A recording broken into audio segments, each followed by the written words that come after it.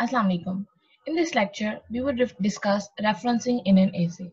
We will first discuss why should we do references in our essay, and then we will move forward to learning how we can write or make effective references in our essay. So referencing is basically a system that allows you to acknowledge the contributions and work of others in your writing by citing your sources. We know that no effective writing is free of quotes. Okay, so not all the ideas are our own ideas. Okay, when we are writing something, we think of different ideas, we do research, and then we compile them and give our own opinion over those ideas. So it's not like we develop knowledge on our own. This is a very well established and well acknowledged fact. So whenever we are writing an essay, a well written essay is a well researched essay. And by well researched essay, we mean that we have read but different sources before writing that essay.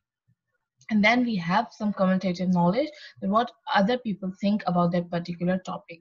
So when we are writing an essay, we cannot just copy their ideas and then make those ideas our own. We have to do referencing in our essays so that we can acknowledge other people's contribution, and we make sure that we are giving the due credit to the people whose ideas we are using.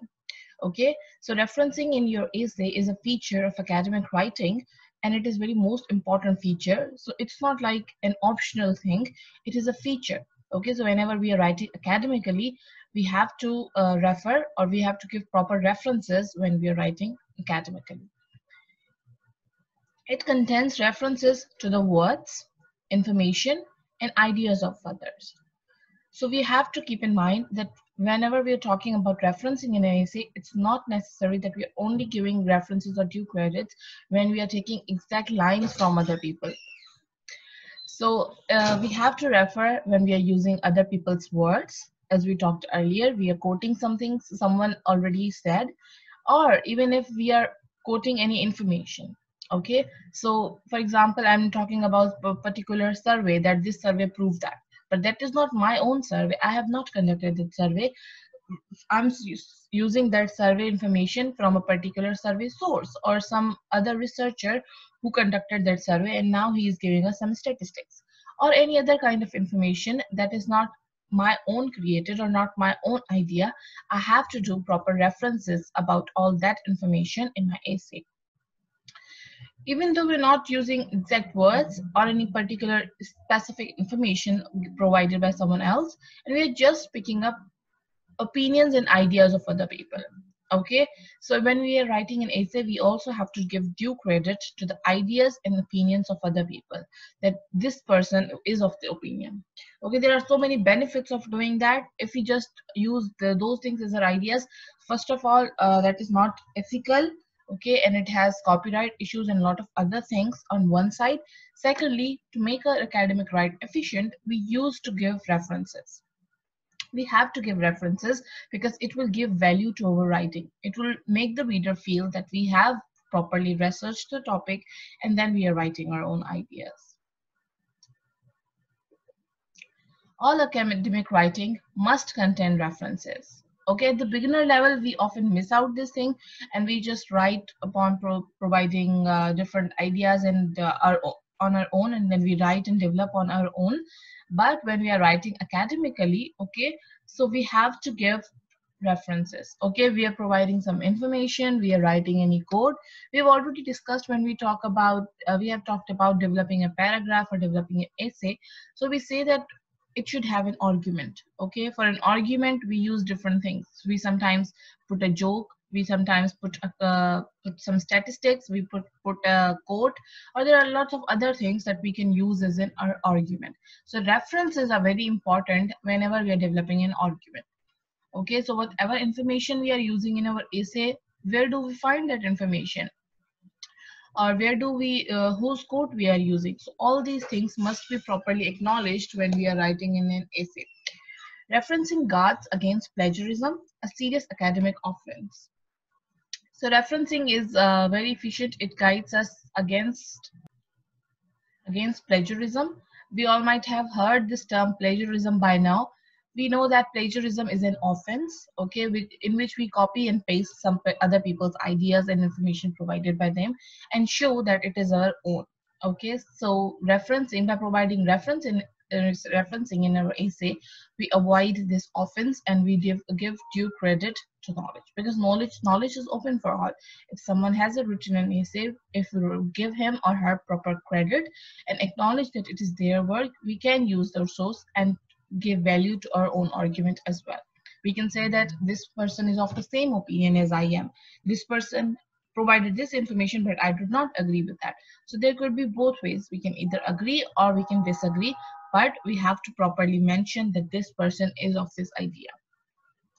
Plagiarism is basically copying someone else's words and show them as our own. Okay, so we already discussed this. Why do we need to cite and give references in our essay? Okay, some of these points we have already discussed. Let's see. When writing assignments for your studies, academic papers, outlining a research or report for work, you need to highlight your use of other authors' ideas and words so that you, okay, so it's not about that we use references only in a research paper. Okay, this is a general myth that we have in our minds, that okay, when I am doing my thesis or I'm doing a research paper, then I have to quote and cite other people and then give references list at the end. Okay, this is a general myth. Whenever we are writing anything, okay, be that any academic paper, any essay, or any form of academic writing, in that we have to put references and properly cite their source. Okay, so it could be for all the types of writings that we are doing. If we are making any reports, we are doing any research, we are writing any academic paper or whatsoever, in all these cases we have to do proper referencing. And how does this referencing help us? It gives the original author credit of their own ideas and work. So it is ethical that we acknowledge the work of other people and we acknowledge that it's their ideas, it's not our own idea. Okay. Secondly, as I discussed earlier, that it validates your argument. Whenever we are making an argument and we are putting out another information, another source or other quote that some other author has given an argument over that, okay, so it is kind of a validation for our argument. Whenever we are making an argument, we need to prove or we need to substantiate that argument. For that case, we put out some other people resources and then we give that at the end as a reference. In that way, we can say that we have researched over what we are talking and we are just not putting up things out of thin air. Okay, so it validates our argument. It also enables the reader to follow up the original work if they wish to. Okay, for example, if I'm just putting out a quote, maybe if we, for example, if for a minute, if we forget about this ethical and validation of argument thing, for example, the reader has to go follow up or we has to read more information. There is no research paper that you have provided, okay, or there is no other paper that you have written. You have not created any further information about the topic. So this kind of the way we refer, it helps the readers go on and search for more information if they wish to. If we properly refer and we give at the end the references that this is the work taken from this paper. So if someone wants to go and refer back, they can just search down that particular reference and then they can access that material. It also enables the reader to see how dated the information might be. And it also tells the reader that how old the information is, in what context the information is taken from, and how have you related to it. It proves that you have read around the subject. We already talked about it. It would show the reader that you have researched the topic and you're not just writing out of nowhere. Okay, then it avoids plagiarism. All right. Record as much as information as possible in references to make finding the original work simple. Okay, so here we are going to discuss how are we going to make references in our essay. So you have to provide as much as information in references so that other people can go and find the original work. Okay, so there are multiple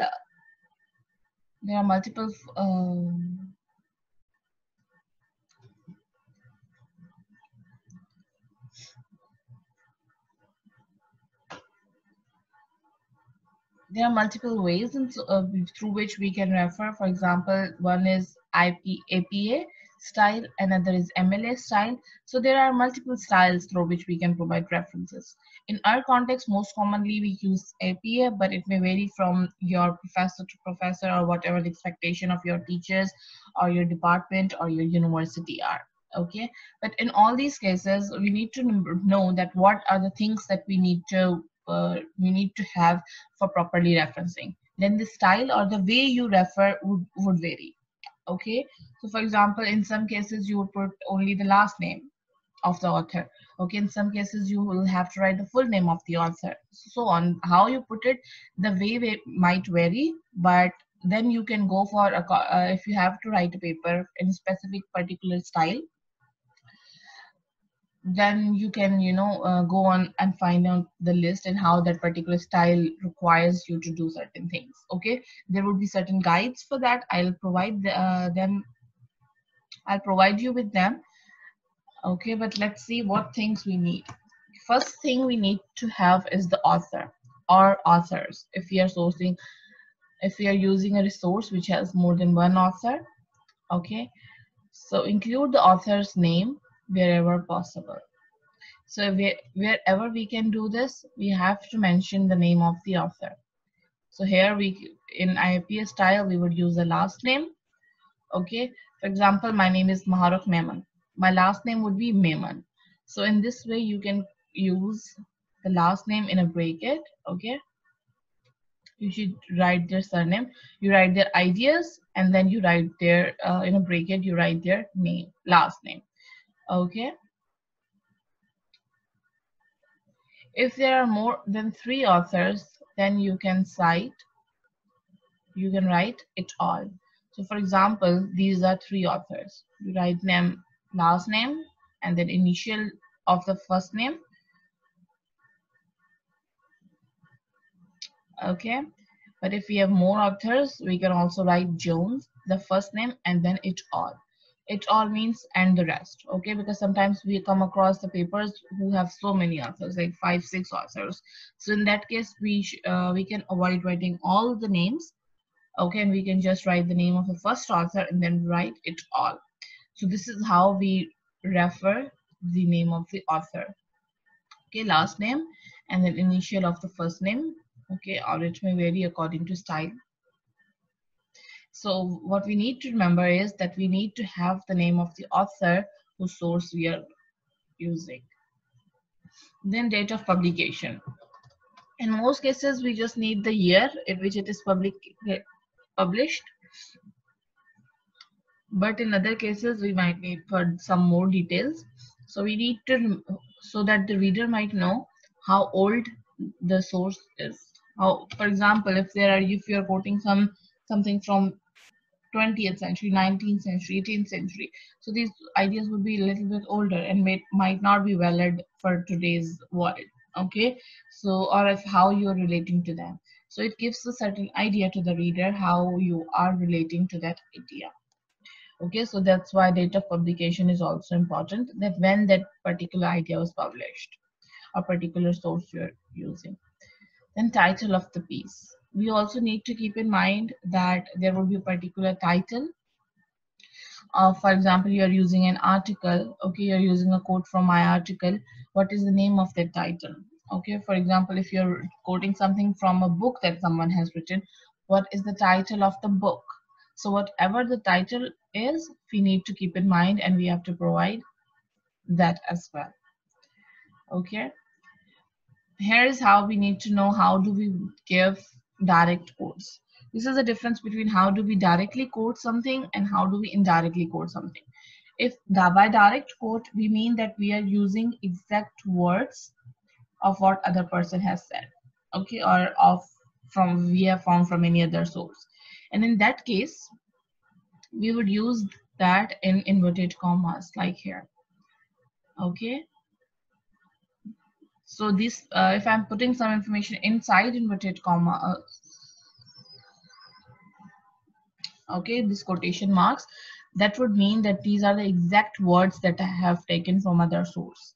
But if I'm not using these inverted commas, that would mean I'm molding them into my own words and merging them with my information. But still, I'm quoting someone else. That's why I will have to provide the source. Okay, so it's kind of related to direct and indirect narration, you know. So in direct narration, we put the information inside the quotation marks. Okay, because these are the exact words of the narrator. But in indirect narration or quotation, then we merge them with our own words, like maybe we change some pronouns, we change the timing or adverbs accordingly to suit the situation, and how we are maybe merging that argument with something else to mix up and show how we are relating to that, but we are using the idea of someone else. In that case, that is called indirect quotation. Okay, and by the end of it, if you don't have the name of the author, you can cite the piece title of the piece, and then you can write the date of publication. Okay, so this is how do we do in text citation. In text citation means that within the text, for example, my essay is of 5 paragraphs and this is a part of my essay. So within the text, within the essay, when I'm using referencing, so this is how I would do that. If there's quotations, then these exact words. If not, then no quotation marks. And then I would provide the name of the author or the year or the source and the year. All right. And then what we have is a reference list. We provide a reference list by the end of the essay. Okay, you might have seen in research paper.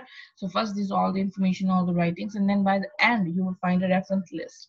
In the reference list, you would see here are 3 examples. Okay, this is how you would see a reference list. For now, we're not going in detail because these things might vary from style to style. If you're writing academically, you can follow the guidelines from a particular style. For example, for APA, there will be style guide that you would see how you have to write the references in that list.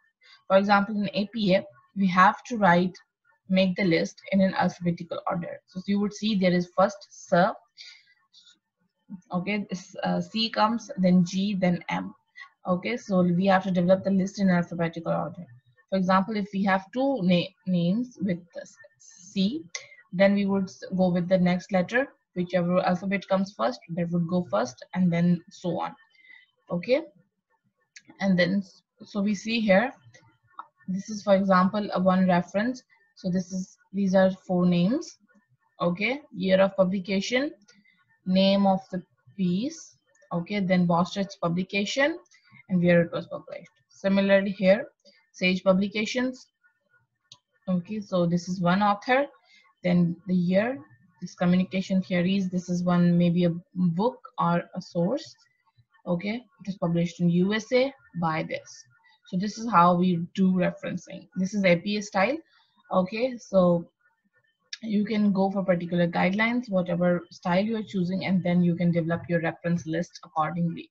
But you need to remember that these are 3-4 basic things that we need to have. Okay, authors, title of the piece, year of publication, where it was published, and all these basic information, so that everyone can go refer to that. Okay, if you have any questions, you can type in the comment, or we can discuss those in live session. That's it for today. Thank you.